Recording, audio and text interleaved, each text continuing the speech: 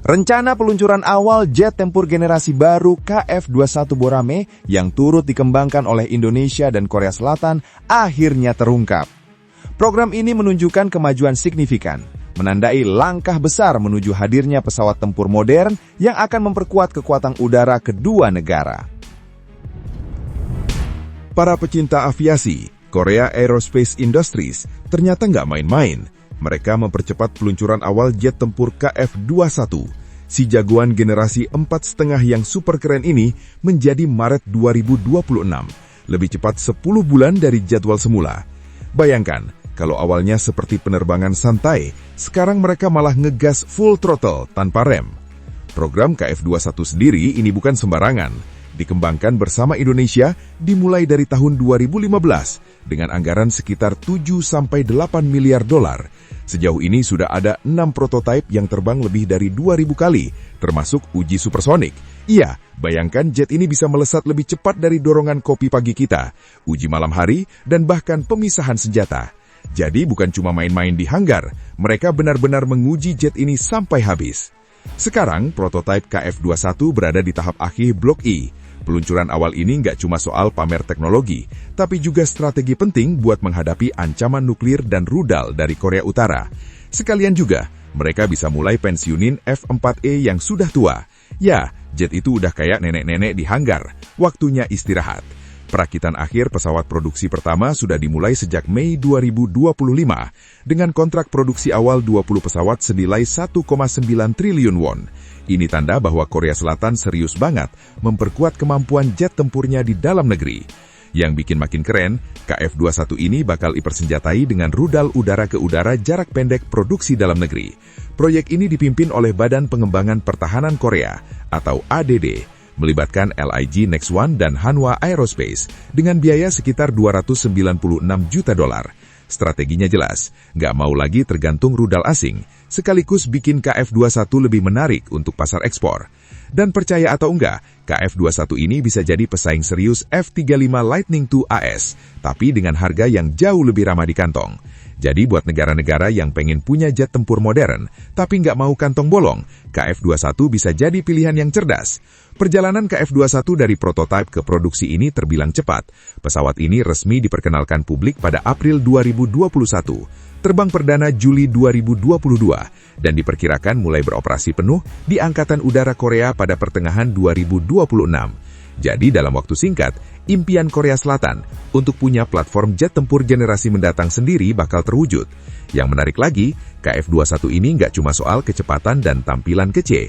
Jet ini dirancang dengan fleksibilitas tinggi, artinya bisa ditingkatkan ke kemampuan generasi kelima di masa depan lewat upgrade blok selanjutnya. Jadi KF-21 ini kayak smartphone premium yang bisa diupdate terus, tapi bedanya ini versi jet tempur. Selain itu, kerjasama dengan Indonesia bikin program ini unik. Indonesia ikut berperan dalam pengembangan, jadi bukan cuma Korea Selatan yang dapat ilmu dan pengalaman, tapi juga TNI AU bisa belajar langsung dari teknologi canggih ini. Bayangkan, kalau suatu hari Indonesia punya jet tempur sendiri yang setara KF-21, wah, pasti bikin tetangga-tetangga di Asia mikir dua kali. Sementara itu, KF-21 juga fokus pada produksi dalam negeri. Semua sistem persenjataan dan rudal, mulai dari jarak pendek hingga ke sistem canggih lain, dikembangkan lokal. Jadi kalau dulu harus impor sana-sini, sekarang Korea punya solusi all-in-one di rumah sendiri. Selain mengurangi ketergantungan, strategi ini juga menambah peluang ekspor. Siapa tahu nanti ada negara lain yang kepincut sama KF-21, karena harga lebih ramah tapi kualitas top.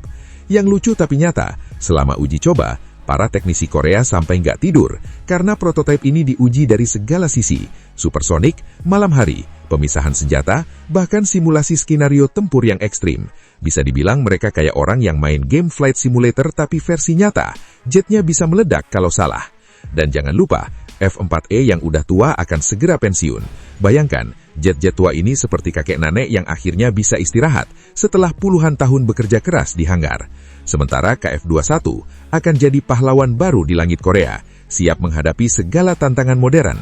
Jadi teman-teman, kalau kalian pikir KF-21 cuma proyek ambisius biasa, salah besar. Ini adalah perpaduan kecepatan, kecanggihan, dan strategi jitu untuk menghadapi ancaman di kawasan, sekaligus membuka peluang teknologi domestik.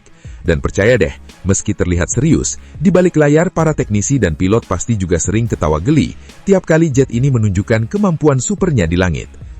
Selain jadi bintang baru di langit Korea, KF-21 juga menunjukkan potensi ekspor yang besar. Bayangkan, negara-negara dengan anggaran terbatas tapi ingin punya jet tempur modern, KF-21 bisa jadi solusi ekonomis tapi tetap canggih.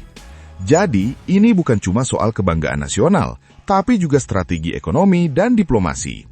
Yang lucu, banyak pengamat bilang KF-21 ini murah tapi nakal.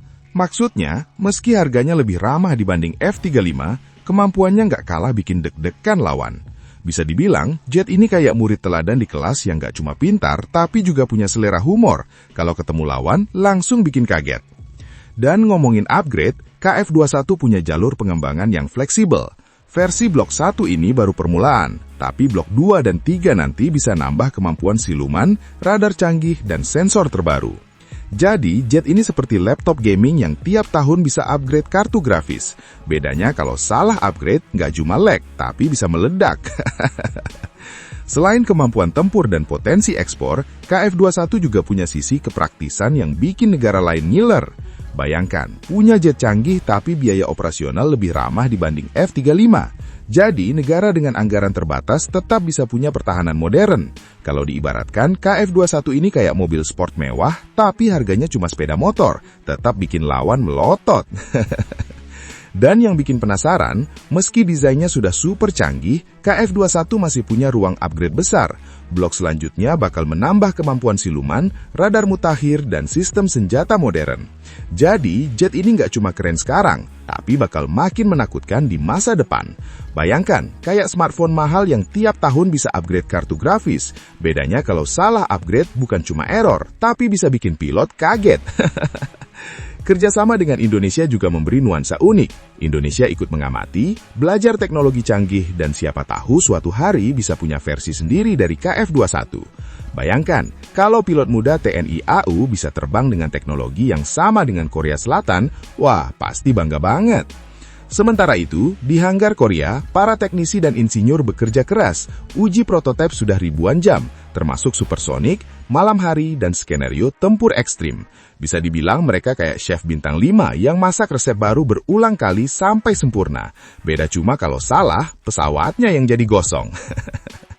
Dan jangan lupakan si F-4E tua yang bakal pensiun. Jet ini sudah bertugas puluhan tahun, kayak nenek-nenek yang akhirnya bisa tidur nyenyak setelah kerja keras. Sementara KF-21 akan jadi generasi baru, pahlawan langit Korea, siap menghadapi segala ancaman modern.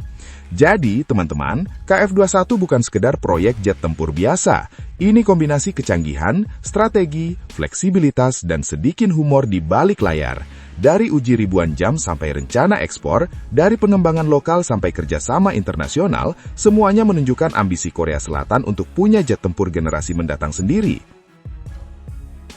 Thanks banget buat yang udah nonton sampai habis. Kalau suka, ya di-like aja. Kalau merasa cocok, langsung subscribe. Dan kalau jempol udah gatal pengen ngetik, antem aja tuh kolom komentar. Mau debat? Boleh. Mau bercanda? Gas! Yang penting sopan.